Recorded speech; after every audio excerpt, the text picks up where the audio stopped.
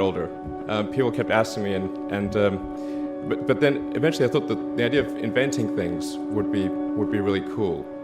And the reason I thought that was because I read a quote from Arthur C. Clarke, which said that a sufficiently advanced technology is indistinguishable from magic, and that's really true.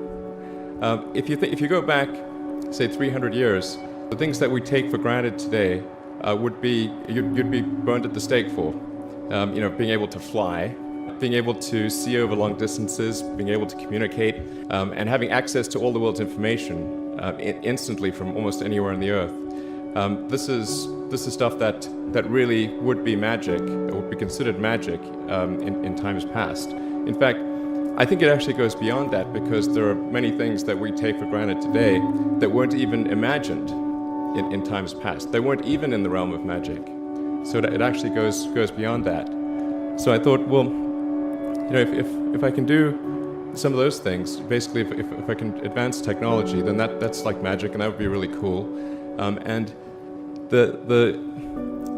I also had sort of a slight existential crisis, because I was trying to figure out what does it all mean? Like, what's the purpose of things? And I came to the conclusion that if we can advance the knowledge of the world, if we can do things that expand the scope and scale of consciousness, then we're better able to ask the right questions and become more enlightened, and that's really the only way forward. I think about what technology solution is necessary in order to achieve the particular goal, and then try to make as much progress in that direction as possible. I think that being a multi-planet species and being out there among the stars is important for the long-term survival of humanity. But then the part that I find personally most motivating is that it creates a sense of adventure, and it makes people excited about the future. If you consider two futures, one where we are forever confined to Earth until eventually something terrible happens, or another future where we are out there on many planets, maybe even going beyond the solar system, I think that second version is incredibly exciting and inspiring, and there need to be reasons to get up in the morning. Life can't just be about solving problems. Otherwise, what's the point? There's got to be things that people find inspiring and make life worth living. When my brother and I were starting our first company, instead of getting an apartment, we just rented a small office, and we slept on the couch. And we showered at the YMCA, and we're so hot up we had one computer, so the website was up during the day, and I was coding at night, 7 days a week, all the time. And I sort of briefly had a girlfriend in that period, and in order to be with me, she had to sleep in the office. So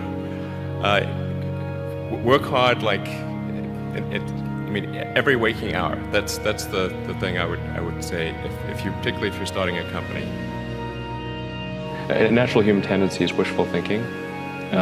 So a challenge for entrepreneurs is to say, well, what's the difference between really believing in your ideals and sticking to them versus pursuing some unrealistic dream that doesn't actually have merit? And that is a really difficult thing to tell you. Can you tell the difference between those two things? Right. So you need to be sort of very rigorous in your self-analysis.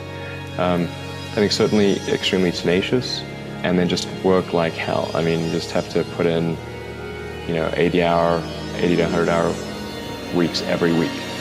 All those things improve the odds of success. Or how do you think about making a decision when everyone tells you this is a crazy idea? Or where do you get the internal strength to do that? Well, first of all, I'd say I actually think I feel fear quite strongly.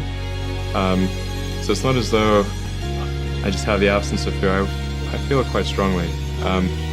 But there are just times when something is important enough, you believe in it enough, that you do it in spite of fear.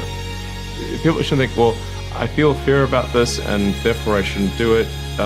It's normal to feel fear. So you just feel it and let the importance of it drive you to do it anyway?